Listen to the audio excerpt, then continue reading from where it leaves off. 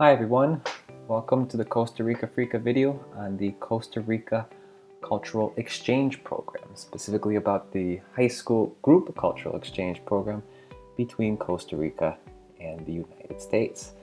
Thanks everyone for joining. My name is Dustin. I am the founder of Costa Rica Frika. I actually came to Costa Rica for the first time in 2006. I stayed with the host family for 6 months, did some volunteer work, really worked on my Spanish, got into the Costa Rican culture, and I really liked it. So I kept coming back over the years, and one of my trips, I met my wife, who is Costa Rican, and we've been married now for almost 10 years here in San Ramon in Costa Rica. I'm originally from the United States, from Wisconsin, and yeah, I've been doing cultural exchange programs here now since about 2016, 2017. And the cultural exchange program, just a cultural exchange, anything in general is really great. I think they're very powerful opportunities here, exchanges, people meeting people from other countries, they get a chance to really get a first-hand experience, what culture is like, not just, what they see on TV or see on the internet, or those things. You really have a chance to make strong ties, between people, and exchanges have happened for centuries, individuals, groups. Costa Rica Frika really strives to bring the connection between Costa Rica and the United States. The exchanges here, we strive to take advantage specifically here of group exchanges, and particularly school-to-school exchanges, because they are very powerful. I would say they are community building, they're long lasting, and they tend to create a legacy. There's especially in the area we do exchanges, there's big German influence there, lots of German exchanges there. Some German exchanges that have been going on for over 50 years between certain schools. And so with Costa Rica Frika, in our exchange program, we strive to do that, but the Costa Rican version here. So we want to be community building, have these schools establish these long-lasting contacts where they're communicating, they're exchanging on a year-to-year. And it's a really great opportunity because the people that participate in this, you never know what is going to happen. It can really disrupt, students, their future, as far as maybe what they're thinking about doing in college or university or after high school. Having an experience like this could really change their objectives, their goals, being able to culturally exchange, with someone. So it is a great opportunity for students, for teachers, for parents, for communities, to really establish these long-term bonds internationally. Okay. Specifically here with the Costa Rica Frika exchanges, we're very we have hosting exchanges that go to the United States. And then we have travel exchanges that come to Costa Rica. And a lot of those are connected, with the same schools. So one school will host in the United States, and then those students that host, or other students, can travel to Costa Rica and be hosted by students from that same school that travel to visit them. Experience, especially when you compare it to traditional, school trips that might come to Costa Rica. These exchanges, they tend to be a little bit more affordable than those kinds of programs, and they're longer than the traditional trips. The group exchanges here are for 2 weeks, whether you're hosting or traveling. We have them for 2 weeks. It's organized by Costa Rica Frika, so pretty similar to a traditional trip. This is great because with some exchange programs, the schools have to do a lot of legwork, a lot of organizing. In this case, Costa Rica Frika takes care of all that stuff. And so basically the teachers, the students, the schools, the families, the communities, they just focus on the experience and sharing their culture. Right? The homestay experience is unique. It's a very true one in the sense that people are motivated primarily to have this kind of once-in-a-lifetime experience to host somebody. It's not something that they normally do. It's not a regular thing. And so it's something unique for them to open up their homes and have this experience. Right? With the exchange, there's multiple ways to get involved. Maybe if someone is not able to travel, but they can host, they can still be part of the exchange. Maybe they cannot host a student, but they can travel. So that's also another way for them to get involved in the exchange. So, right? And the younger the better. That's the greatest thing. Even though I was 20 when I came to Costa Rica for the first time, volunteered for 6 months, had my own exchange experience. The only thing I regret about that whole experience was that I waited until I was 20, to do that. Had I did it a little bit younger, when I was in high school, I think that really would have impacted what I decided to do right after, school. I was undecided, going into university. But had I had traveled maybe in high school, done some exchanges, I think I would have had a much better idea of what I wanted to do when I got done with high school and graduated there. Okay? So that's kind of the benefits of the exchange. Specifically we work with Costa Rica. That's where I live now. It's kind of my adopted community here. Costa Rica, it is located here in Central America between Panama and Nicaragua. The country here is about the size of West Virginia. San Ramon is where I live. San Jose is the capital. We're about an hour and a half from the capital city. The airport's kind of right in between here. It's about 45 minutes. And the whole schools here are kind of all in this general area, the Central Valley region of Costa Rica. Right, so Costa Rica, it's well known for its tourism. This catchphrase here, "Pura vida," it means pure life. It means take it easy, enjoy life as it happens, don't be in a rush. Because of that, it's consistently ranked one of the happiest countries on earth. It even has a blue zone here in the Nicoya Peninsula, which just means that people are very healthy and tend to live long lives into their hundreds for that.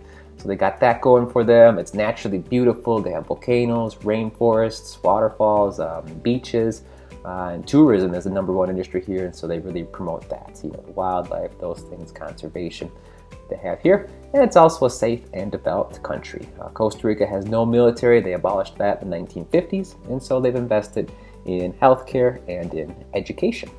Right, so that's why there's a lot of interest for Costa Ricans to participate in exchange programs, to be able to travel here and really work on their English and their culture. Right, specifically about Costa Ricans, they come from a farming and agricultural history.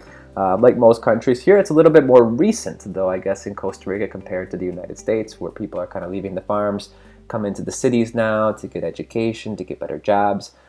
Those types of things, but they still don't lose that family-centric culture. A lot of times, the Costa Ricans will live at home basically until they get married, if at all possible, there. And the only times, sometimes they might decide, where they want to work or where they want to study, just based on how close, they are to their families. I mean, they'd much rather commute for an hour or two each day rather than move closer to a place and rent or whatever, an apartment or something like that for university or work. They would much rather live with their family and commute that way there. So it's very family-centric. However, Costa Rica is very, very modern, has the same kinds of things technology-wise, internet, cell phones, social media stuff. They're very current, with those things, very modernized.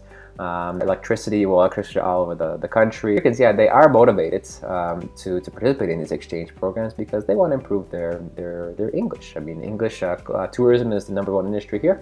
So there's a lot of jobs. If you have English, you'll be able to get that. So a lot of these students that participate, they've been learning English in school since kindergarten, first grade, and now they're to the point where they've studied it enough. They just want opportunities to be able to go and speak it. So that's kind of their motivating factor for participating in the exchanges. Right? So I talk about the exchanges here. There's two parts here. There's a winter hosting exchange and then there's a summer traveling exchange. Typically how it works, Costa Rican schools travel to the United States first, and then host schools have a chance to reciprocate back to Costa Rica in the summer. Okay? So basically when the winter host exchange happens here, Costa Ricans come to your community and they stay with host families that are in the community, that have children that are in the school district here, typically high school, because the idea here is to match the Costa Rican students with host families in the community that have children that are a similar age to the student. Right? So if you have a son or daughter in high school, that's a perfect age to get them involved hosting, where they can host a Costa Rican that comes to their community for 2 weeks. Basically here you have to have internet access at your home to be able to provide the meals for the students when they're there. And then they can either have a private or a shared room, and then just local transportation to and from school. Because every day the exchange students will travel to the host school, the high school, and depending on the activity, some days they might stay at the school and shadow the host brother or the host sister. Other days they might have field trips to different schools or different activities that they're going to do. But the idea here is for them to stay with the host families and be treated like another member of the family. So the exchange works to keep the host family's lives as consistent as normal, right? So they can have their regular experience and also be able to share with the exchange student for that. So typically the Costa Ricans come the 2 weeks in January, usually the second part of January, just after the new year here. Like I said, they're 2 weeks long. They have different activities. Some days they might go to the high school. On the weekends, it's typically a family day for host families to do different activities on their own with the exchange student. But you can see here during the week we have other activities organized for them. They might go to visit a university, the capital, some museums. There could be a big city visit. A lot of times we fly into Chicago, and so we do some activities in the Chicago area. And so you can kind of see here, how we kind of divide it out with those. So it's a pretty quick experience that they have there with the winter hosting. But in this case, the Costa Ricans come, and they stay with host families that attend the school district that they are paired with. So now talking about the summer exchange. So after the winter exchange happens, the summer exchange is now the opportunity for U.S. students to travel to Costa Rica, either reciprocating the exchange or joining for the first time. Basically works almost the exact same way, or same format as the winter exchange, except we're in Costa Rica. So instead of doing U.S. activities, we'll do Costa Rican activities. So they might do things where they'll go to the beach, do a zip line tour, go visit some museums here, a coffee tour, and a lot of other things that they do here. They go to hot springs, waterfall gardens, lots of things related to the environment here and the rainforests that we have here. So typically the summer exchange happens in June or July. That's typically agreed upon between whenever it works out well for the host school in the United States when they decide to reciprocate. Because here in Costa Rica, the school year runs from February to December. So even in June and July, they are in classes. So that way they can still visit the high schools and see what they're like there. Okay? The great part here is, like I said, anyone can join the exchange. If they didn't host, that's fine. They can still join the exchange. If they host and want to reciprocate, that's great, because then we will match them with the same person that they hosted. Right? And here, like I said, Costa Rican students have been studying English for a while. The ones that participate in the trip, they already have good English. They just want to practice it and get really good at it. So anyone that wants to come back to Costa Rica, if they don't speak a whole lot of Spanish, that's not an impediment really at all, because the students that are most interested in hosting and doing this already have enough English, and for them, they want that experience, they want that challenge to help somebody that might have limited Spanish. And likewise, if you do study Spanish and know some Spanish and want to work on your Spanish, it's a great opportunity to do that with a host family, because you'll be staying with them for 2 weeks, doing those things there. Okay. So here it's the same idea. It's 2 weeks or 15 days here. Some of the activities you might see here. So there's high school family days. Here we'll do a tour of San Jose, go to waterfall gardens, coffee tour, the zip line canopy tour happens here. And then, like I said, they get to go on the school days here. So it's very similar format, style. We just basically swap out the culture and the activities that happen here. Okay. So kind of how it works here, guys. So when we do our typical timeline for the year, if we're working on receiving or hosting, that happens in January, right? So we complete that here. The cycle actually starts here more in March and May. We work with the schools to get invitation letters and memorandums of understanding. That's when we get the schools organized that are going to host the Costa Rican schools, right? Because in this time we're recruiting Costa Rican schools. By September, we know how many Costa Ricans are coming, which schools they're going to be paired with. That's when we do the recruiting to make host family matches for them, and then they come for the exchange in January there. When we're going to Costa Rica, basically, typically the winter exchange happens first, and then after that, students that want to return or reciprocate or just go to Costa Rica on the exchange, they have usually till sometime in February where they decide if they want to sign up. Once we have them signed up, then we use March to May to make the pairings in Costa Rica, or the reciprocal pairings or new pairings for that. And then June and July is when the summer exchange actually happens there. So we work it like this.